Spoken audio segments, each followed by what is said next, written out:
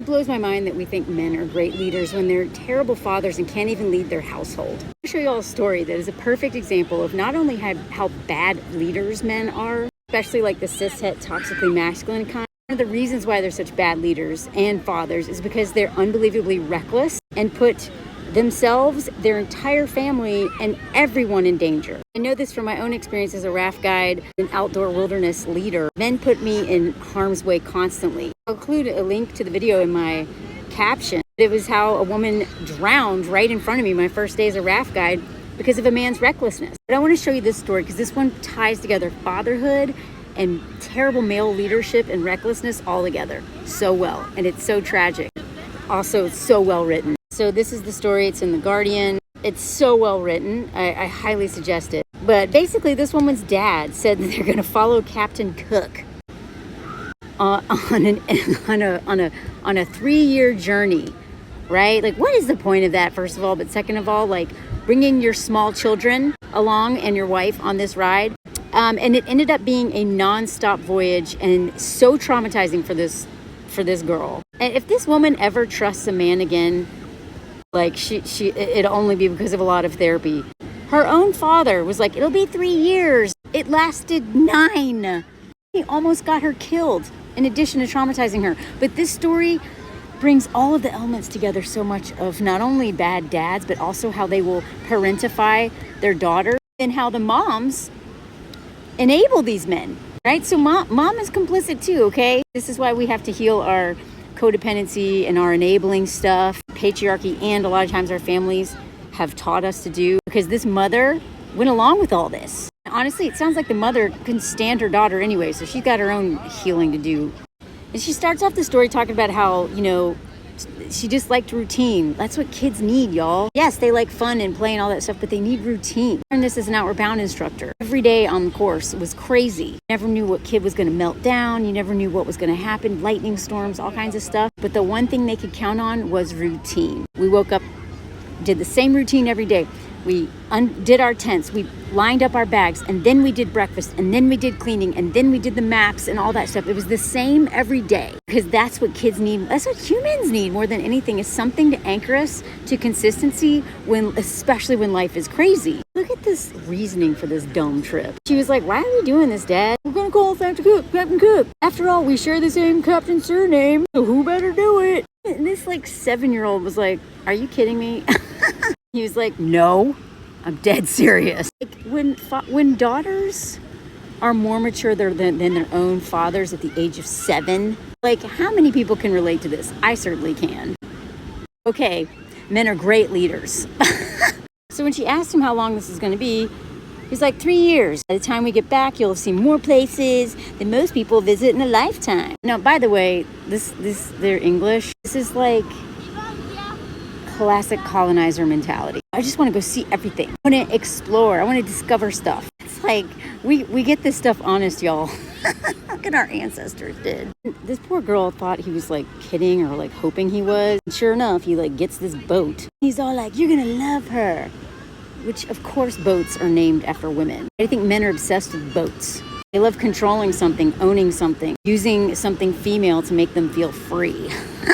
So she talks about how she still doesn't understand why in the world this man wanted to do this. Why did he want to honor Captain Cook? Was that really what it's about? No, it's not about that. It's about men being so lost, having no purpose, hating themselves, running from trauma. I swear to God, y'all, if I've learned one thing from being in the outdoor industry for so long, and I include myself in this, people who follow extreme sports, not all the time, but are oftentimes so traumatized and have so much healing from their childhood that they need to do, but they don't know where to start and they don't even want to look at it. So we just keep going for that adrenaline rush, which is go, go, go, go, go, go, go. This takes other forms too. Sometimes people do it in other areas, not just the outdoors. But people who get into extreme things, it's almost always running from trauma. So Dad is like, hey kids, let's all run from my trauma. So here they are.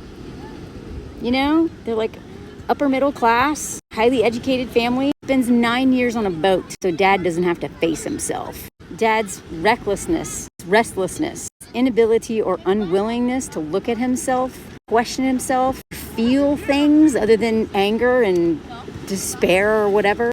The whole family paid a price for that. Same thing with mom. Mom's refusal to look at any of her stuff put her kids in harm's way too. So these kids were kind of like starving. Barely had food. Whenever they'd pass by other boats, she's like, I wish we'd asked them for food. Her dad's like, don't be silly, we have food. She was like, but I hate salt tablets.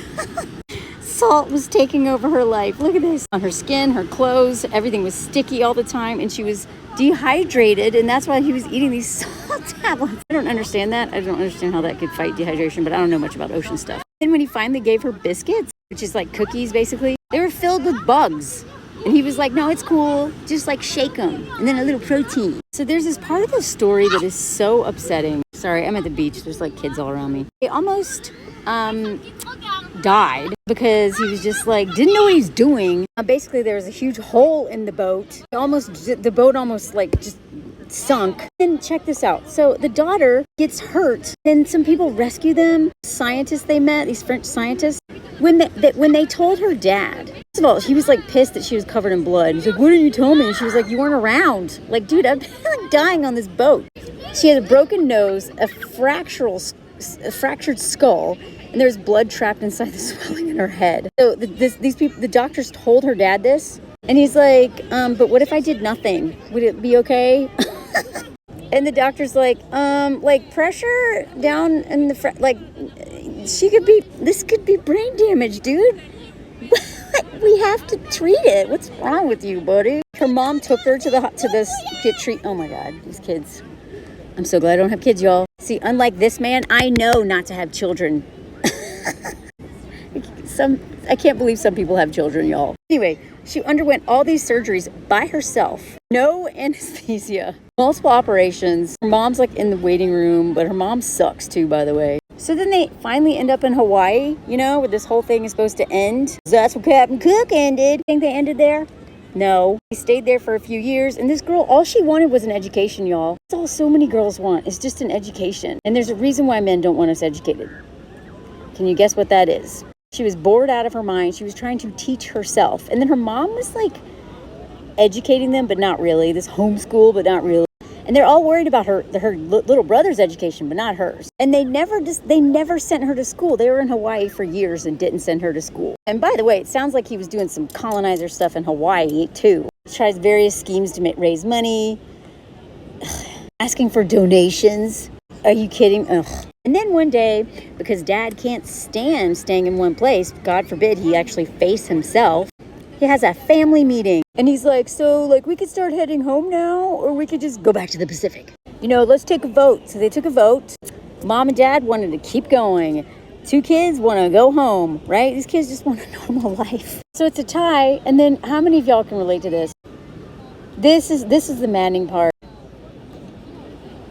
Parents will do this a lot. They'll be like, it's your choice. And if you don't choose the thing that they wanted you to choose, they're like, just kidding. When it was a tie, dad was like, something you guys got to realize is this isn't a democracy. It's a benevolent dictatorship.